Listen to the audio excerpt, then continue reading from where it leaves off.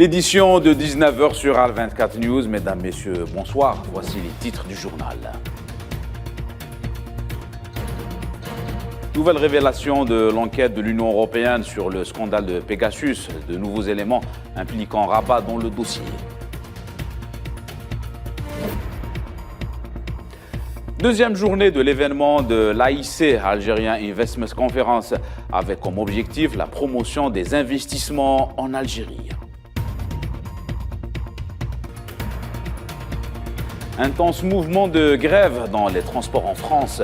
Le syndicat réclame des minima sociaux, une hausse des salaires et des pensions.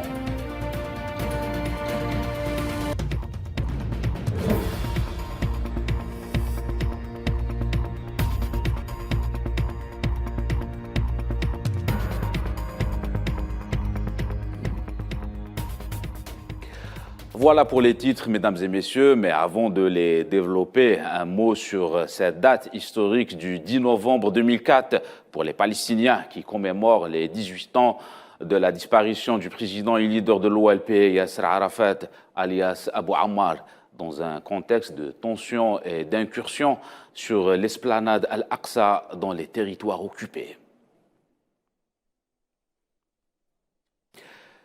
L'affaire Pegasus refait surface suite aux premiers éléments de l'enquête menée par le Parlement européen. Selon cette investigation, l'entité sioniste ainsi que le Maroc sont bel et bien impliqués. Les détails avec Iman Merad. Le scandale Pegasus fait encore couler beaucoup d'encre. L'enquête du Parlement européen ayant été menée depuis plusieurs mois a révélé l'implication du Maroc avec comme principale accusation l'espionnage des personnalités politiques, publiques et journalistes de plusieurs pays, notamment la Pologne, la Hongrie, la Grèce ou encore l'Espagne. La Commission européenne est arrivée à la conclusion que des téléphones portables des membres de son personnel sont ou ont été espionnés par le logiciel d'espionnage Pegasus, dont le commissaire à la justice Didier Reynders, lui aussi figurant dans la liste des personnalités espionnées. À l'instar des 60 figures du mouvement indépendantiste catalan, espionnées par le logiciel en question au profit des Marocains.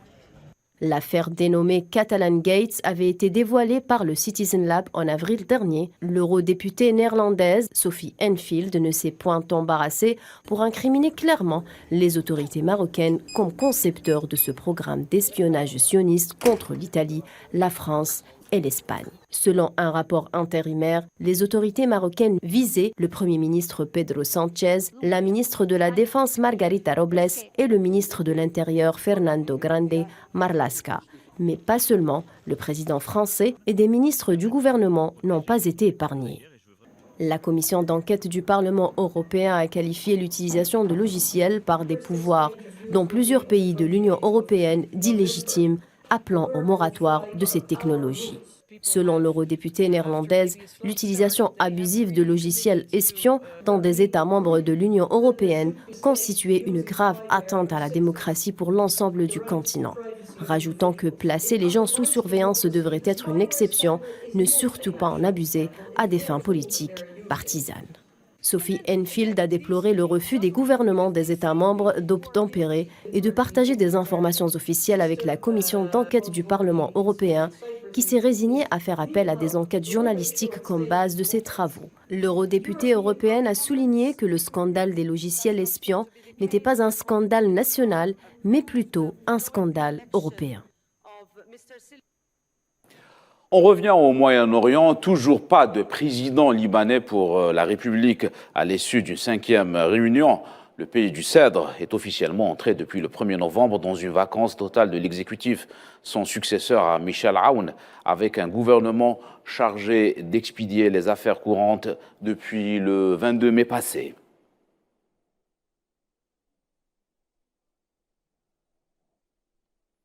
On reste au Liban. 35 nouvelles contaminations au choléra ont été recensées au Liban au cours de ces dernières 24 heures, indique un bilan publié mardi ou mercredi soir par le ministère libanais de la Santé. La situation semble s'améliorer dans les hôpitaux où 82 lits sont actuellement occupés pour soigner les patients atteints par cette maladie ou suspectés de l'être. Selon le ministère, aucun nouveau décès lié au choléra n'a été recensé par le ministère.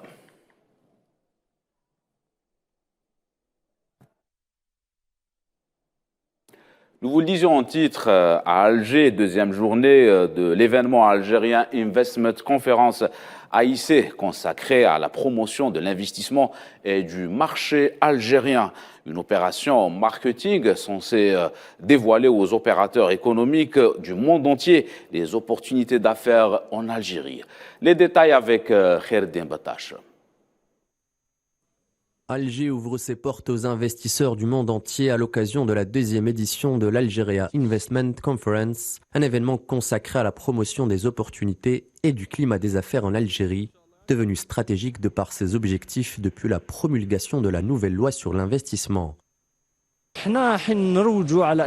Nous essayons de promouvoir l'importance des financements des investissements et d'expliquer comment bâtir des ponts entre les opérateurs et les établissements financiers, mais également la nécessité d'orienter les investisseurs sur la manière de monter des dossiers pour des projets d'investissement.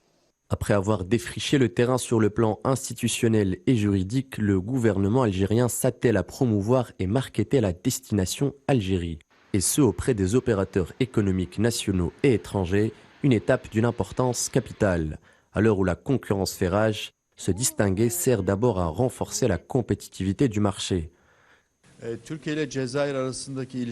Les relations entre l'Algérie et la Turquie sont historiques, culturelles, sociales et profondes. Ces dernières années, les relations se sont développées grâce aux deux présidents Tebboune et Erdogan. En 2020, Erdogan a visité l'Algérie et une année après, en 2021, il y a eu une réunion de la commission mixte économique en Algérie. Il y a beaucoup de potentialités entre les deux pays qu'on pourrait développer. Nous avons tiré profit de ce forum et on espère qu'il y aura plus d'appui pour le développement. Le critère de l'amélioration du climat des affaires s'articule autour du renforcement de la base industrielle nationale par la protection du produit local et la consolidation du tissu des PME. Condition sine qua non à la pénétration des produits algériens sur les marchés ciblés, l'Afrique n'est pas insensible aux nouvelles caractéristiques du marché algérien, notamment dans certains secteurs qui ont la cote. L'Algérie a beaucoup de choses à partager avec le reste de l'Afrique, notamment en matière d'industrie, en matière également de production de médicaments, en matière également d'expérience sur le plan énergétique, puisque c'est pratiquement la première puissance énergétique du continent. La deuxième édition de l'AIC a été ponctuée par la signature de nombreux accords de partenariat entre opérateurs économiques algériens ou étrangers dans divers secteurs d'activité. Et le président de la République, Abdelmadjid Tebboune, a reçu à Alger le ministre de l'Énergie et des Ressources naturelles turc, Fatih Donmaz. L'audience s'est déroulée au siège de la présidence en présence du directeur du cabinet à la présidence, Abdelaziz Khlaf, et du ministre de l'Énergie et des Mines algérien, Mohamed Arqab. J'ai eu l'honneur aujourd'hui d'être reçu par le président de la République, Abdelmadjid Tebboune. Comme vous le savez, le niveau des échanges économiques et commerciaux entre l'Algérie et la Turquie a atteint les 5 milliards de dollars et nous ambitionnons d'atteindre les 10 milliards de dollars. Cette rencontre nous a permis de donner au président Tebboune un aperçu exhaustif sur la nature de notre coopération dans le secteur énergétique conformément au suivi du comité mixte. Par ailleurs, le président nous a encouragés à approfondir nos relations. Le président russe Vladimir Poutine ne sera pas présent au sommet du G20 à Bali la semaine prochaine. Cette annonce intervient après plusieurs mois d'incertitude sur la venue du président russe au sommet des chefs d'État et de gouvernement du G20, organisé les 15 et 16 novembre par l'Indonésie.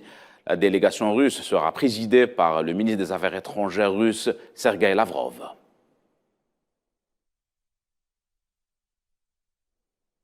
Conflit en Ukraine, la défense russe a ordonné à ses troupes de quitter la rive ouest du fleuve Dnipro pour un redéploiement stratégique sur la rive est. Le général Sergueï Surovikin, commandant général de la guerre, a déclaré de son côté qu'il proposait de prendre des lignes défensives sur la rive est de la rivière. Des unités du contingent de troupes russes manœuvrent vers des positions aménagées sur la rive gauche à l'est du fleuve Dniepr, conformément au plan approuvé. De son côté, Kiev reste prudente face à l'actuelle situation sur le terrain. Le président ukrainien Volodymyr Zelensky déclare que son pays réagit avec une extrême prudence à l'annonce du retrait russe de la ville de Kherson dans le sud du pays.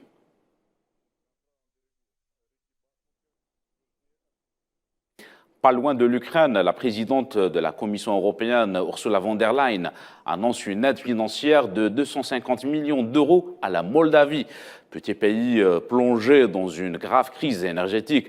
Lors d'une conférence de presse à Chisinau avec la présidente moldave Maia Sandu.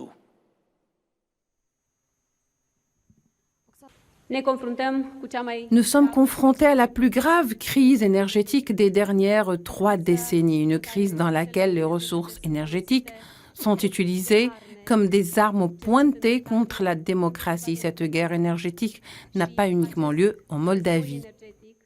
Nous nous engageons à verser 200 millions d'euros pour aider la Moldavie à répondre à ses besoins d'approvisionnement en gaz. Cette somme se composera de 100 millions d'euros de subventions et de 100 millions d'euros de prêts. L'argent devrait être disponible à partir de janvier 2023. Et deuxièmement, nous fournirons 50 millions d'euros supplémentaires pour le soutien budgétaire à la Moldavie.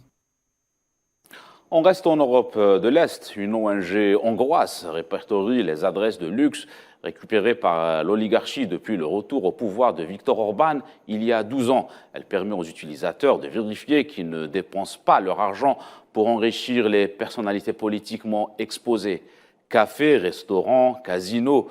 En 3 ans, plus de 400 références, très souvent situées dans le cœur historique de Budapest, classées au patrimoine mondial de l'UNESCO, ont été saisies dans la base de données.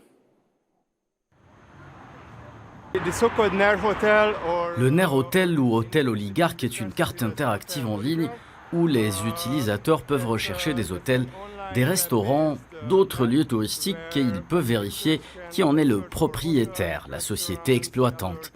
Notre objectif était de montrer comment les personnes politiquement exposées s'emparent du secteur du tourisme.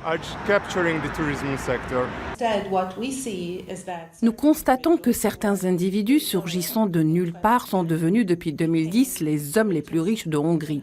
Leur style de vie est très éloigné de la plupart des Hongrois et ils ne peuvent pas expliquer d'où vient cet argent. Et il est tout simplement inconcevable que cette richesse ait pu être amassée de manière légale et rationnelle. La raison de cette accumulation étonnamment rapide de richesse n'est rien d'autre qu'un système qui favorise vraiment quelques-uns, un système corrompu.